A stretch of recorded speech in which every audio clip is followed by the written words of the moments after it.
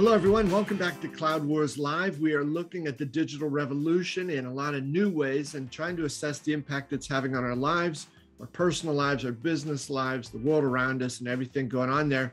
We have one of our digital all-star, our monthly guest, Sean Ammirati. Sean is a specialist on innovation, on a lot of things, right? Sean is a professor in the business school at Carnegie Mellon University. He co-founded an institute there that helps big companies try to operate like small, fast-moving companies, the Corporate Startup Lab. Sean's a triathlete, a serial entrepreneur, a podcaster, and an author. Sean, welcome back. It's great to have you. Bob, thanks for having me. It's always fun to come catch up with you. And I think just right off the bat, we should start with congratulations. You know, you got Cloud Wars together with our good friend John, and you know, I think this is really a case of 1 + 1 = a number much larger than 3. So it's really great to see you guys doing that right off the bat here.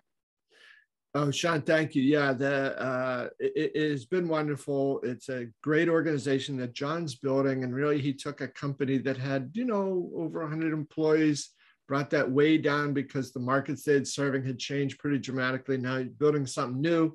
Cloud Wars comes into that. We'll stay Cloud Wars, but the new initiative that John and I are really digging into, Sean, is called the acceleration economy. And we're trying to weave together some thinking on that from Cloud Wars, and then also extending out into events and an analyst business where we're identifying some really bright people all around the world in certain key areas who are willing to look at the world from the customer and the business need in, rather from the product and technology out, which often has been the model in the analyst world. So it's fascinating, Sean. Thanks for the good wish. It took me a little, you know, several decades to sort of get the entrepreneurial bug, but when it hit, it's been a lot of fun. I should have listened to you earlier. Well, I mean, here's the thing: like, you're, you know, it's rare to have so much success right out of the gate. So congratulations on that too, right? Most entrepreneurs do not succeed in the first venture they start out with here. So this is awesome, and I think there's a lot of lessons. Your sort of unique point of view on the market, plus your customer centricity that even came out as you were talking through kind of the future part of your business together. That these are things that entrepreneurs need to do to have this success. So it's just great it's great as a friend and as a, you know, small part of this overall Cloud Wars thing to see you having this kind of success, Bob. Couldn't be happier for you. Sean, thank you. I went out, I bought a new shirt. That was one of the things I did here. It's not black, and I just thought that it'd be a little different, right? So, you know, Chris Lockhead talks about the importance of being different. So maybe, you know, that's my next phase.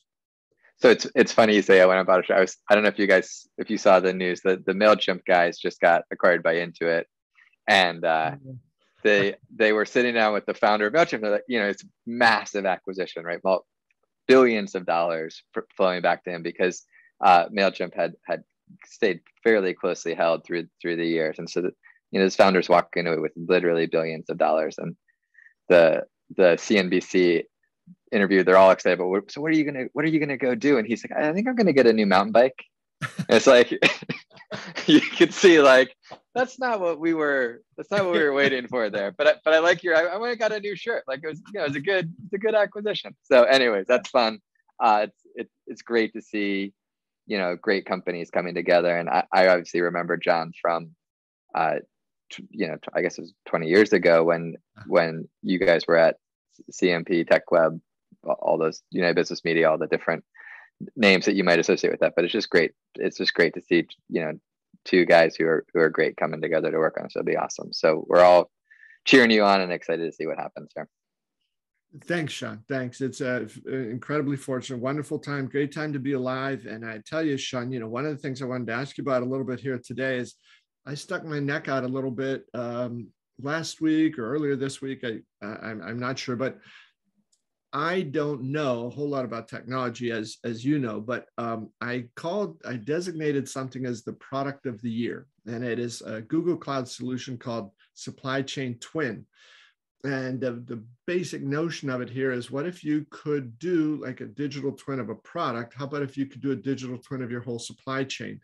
And the infusion of data, Sean, I think is just so critical in this, because they said it helps you roll into your evaluation and analysis and optimization of your supply chain, not only your own data, but those of partners, and then third-party data about, world economic conditions, weather, other sorts of things like that, demand sensing opportunities, and so on. I know you've talked some in the past too about this concept of digital twins, and I thought it was fascinating how Google Cloud took, one of the hottest topics in the business world today, and in our personal lives as well, supply chains, which was deadly dull for centuries, but now has become cool. And then this notion of digital twin, and put those two together. So I just wondered if you had some thoughts on the whole digital twin idea, and where we might see this go in the future. Yeah, thanks. So I think, first of all, I think this concept of just digital twins in general is something that you're going to see start to radiate across more and more of complex systems that businesses have been trying to wrap their arms around for a long time, right? So, most people famously first became aware of this in the sort of industrial space where you have kind of, digital twins of jet engines and things like that. And you're able to do different simulations and permutations on that, right? You've seen there's been this strong push towards quantification of self around kind of human biology, right? Computational biology, human biology, and all the money that we're spending on different wearables to understand that, right? You start to kind of fast forward that, and you have a lot of people who are talking about how that can apply in kind of the healthcare space, if you will. But what I think is interesting about this one, that illustrates the point in general, that the key to doing these well is the data pipeline that you're pulling together, right? Like a strong data pipeline with a decent model is better than an awesome model with a weak data pipeline.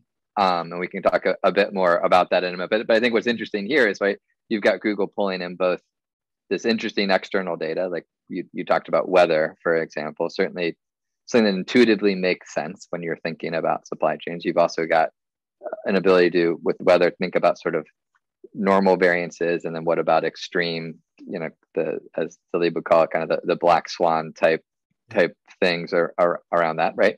And then you've got internal data, and the magic happens when you've got good pipelines coming in, and even, I'm sure the folks at Google would say it's an amazing model, and it probably is, but like, even if it was just an average model, like the right data that you've pulled together in interesting ways, you can do really fascinating things on a go forward basis to help people understand different potential outcomes. How do you optimize this? And then, as you said, like, so, supply chain is something that we're all much more aware of, even in not just our business lives, but in our personal lives, right? Like, if one of the things we've learned in the last 18 months is stuff just doesn't always show up like we thought it would when it was predicted to show up. And, I'm guessing almost everybody listening to this has had something that they thought they were going to get in 2 days, and then they've gotten the email like, oh, it's, going to take a week more, and then that week. And so we kind of intuitively on this personal level understand how this is impacting it. Certainly when you sit down with the executives, it's relevant at the executive level as well. I think that's part of where guys like our friend Tony Uphoff are pushing the envelope today, right? Where it's like, wow, feels a little bit like data science did, 10 years ago, where it's like all of a sudden this is on the CEO's agenda. And I would suspect, I don't have hard data on this, but I bet if you looked back, 5 years ago, the number of CEOs talking about their supply chain versus today, the growth has been truly exponential, which makes sense, right? And so it's sort of a confluence of these things that are really interesting. I think the question is, what other complex systems should we think about applying this kind of external plus internal data to help us do kind of similar types of simulations around these digital twins on a go forward basis?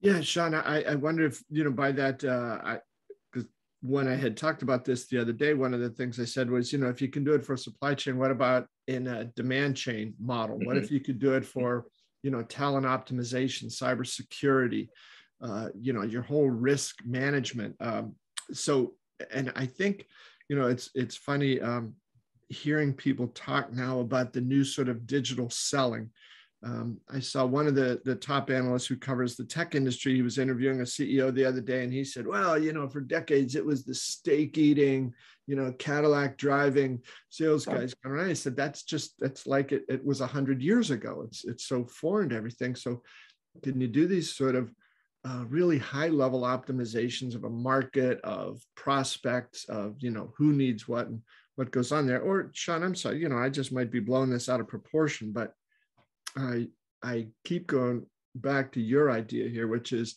if you've got a pretty good model and you have the right data, you're going to come up with some great outcomes. And I think so the threshold for companies isn't so much like, oh, I've got to go create this, truly astonishing digital twin model. No, you get a pretty good one. Those are around, and start pumping the data in. Good things will happen. Yeah. So, because I think people underestimate that element of it. Like, this was a long time ago, but it probably was most people's first exposure outside of the tech community to this term algorithm, right? When Netflix launched the Netflix recommendation system challenge, right? Which, as a reminder, was they would give $1 million prize to a group who could improve the recommendations more than 10% from their current level of recommendations. And, ultimately, there's a bunch of fascinating kind of anecdotes around that. Well, Sean, that is a great point. I want to come back to that in a second, but first a word from BMC, our sponsor. BMC wants to know, is your business on its A game? That's when systems are intelligent by learning from markets, where automation is paramount yet effortless, and when technology and people work as one in an enterprise. The A game is your business at its absolute best. BMC calls this the autonomous digital enterprise. Find out more at bmc.com/A-game.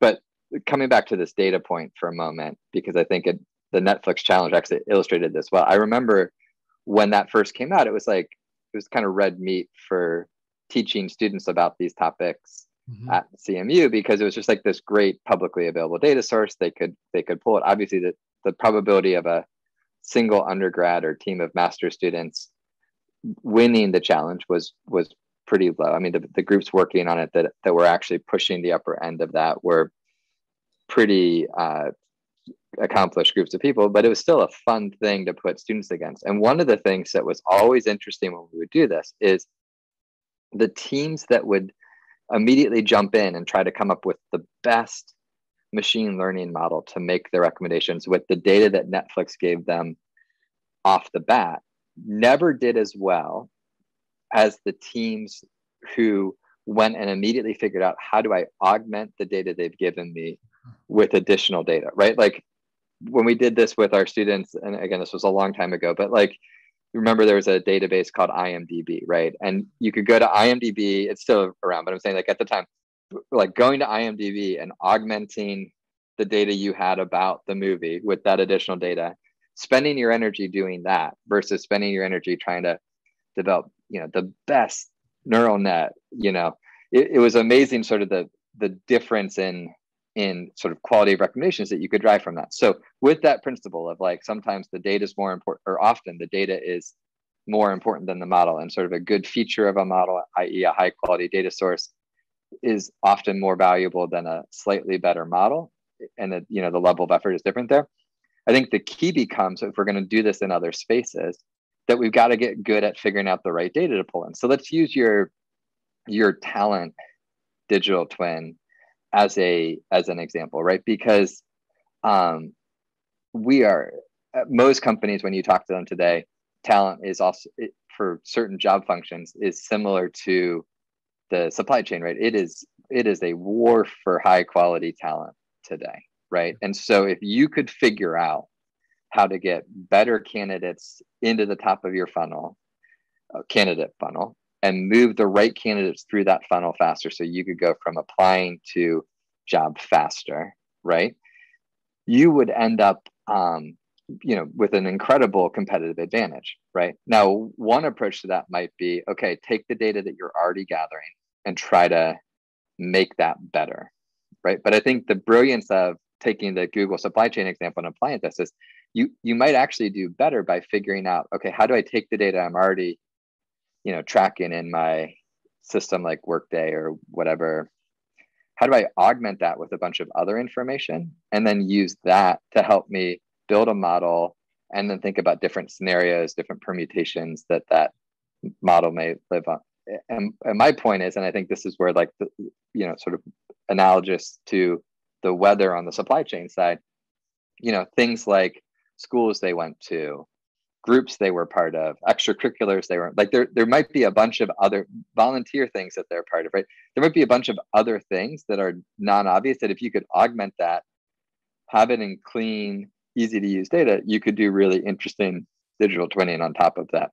So I think that's where you're going to see, as these complex systems do, that's where you're going to see a lot of benefit on a go-forward basis. And it'll be fascinating to see, again, what Google does, and then some of these other more cloud providers that are taking an industry-specific approach to it. What do they do? On the talent side, I don't think this is lost on anybody listening to this podcast, but remember, Microsoft does have this little asset called LinkedIn, which isn't such a little asset, right? There's a bunch of interesting. It'll be fascinating to watch how the chess pieces move around the board over the next 6 months on this. Yeah, Sean, I think that there's very illuminating comments there about it. And that was what really sort of got me thinking about this, and why I, who don't cover products at all, decided to say, I think this should be the product of the year, because I think it is going to be the sort of kick in the butt, or, one of those thunderclaps that gets everybody's attention and says, maybe there is a different way to do this, right? Because we hear, a lot of the big software companies, I think very appropriately saying, oh yes, we've got AI now in all our applications. Okay, good. But that's not, we're not done. That's just the beginning. So what is this sort of next crank up? And what I thought was powerful about this with Google Cloud, Sean, is that, again, I think as part of Kurian's vision here, I think from the first day he was CEO in January 2019, he was talking about this thing that he said the market needs these industry-specific solutions that fill the gaps in between the traditional applications that were meant to cover this or this or this. He said things are going sideways now in a lot of cases, and they need these unique capabilities. So I think there too, that sort of got a lot of companies thinking about a different approach. It's more industry cloud, industry specific. And now I think the digital twin opportunity, because right, it isn't just, as you said, like designing a jet engine, but this is something everybody could look at and say, hey, and still we devote massive amounts of time and energy and sort of lock this in. Why don't we model this in a very, very interesting way? And I love how you've sort of brought in the things about data there. And I wanted to ask you about other data sources. Would you say that if somebody who is, say, a soccer player, triathlete, and a Browns fan, would that person then maybe move up on that new algorithmic scale? Well, you could definitely say Browns fan. There's no doubt about it that any Browns fan, and I have found the same thing to be true about triathletes over time. So it feels anecdotally correct to me, at least. Okay. We need to prove that. Hey, Sean, before we go, it looks like you are in a different location here today. Are you on the road? I'm back at Carnegie Mellon today. So I'm doing this from my office at CMU. Campus is alive and well. We've taken lots of precautions to get everybody back. And, it's great to have students back on campus, and the energy that, has been fun to do things virtually. And I think a lot of things will probably stay virtual, but it's been great to get face-to-face, or I guess mast-to-mast, with some of my students to really get a chance to kind of go over some of the work they're working on in person here. Fantastic. Well, Sean, always a pleasure to see you. Best of luck with that. I hope the re-immersion into campus is great for you and for the students and everybody. And thank you very much also for the good wishes. All right. Awesome, Bob. Have a great day. Thanks, Sean. You too. And folks, thanks to all of you for being with us here at Cloud Wars Live. Have a great day yourselves. We'll see you next time.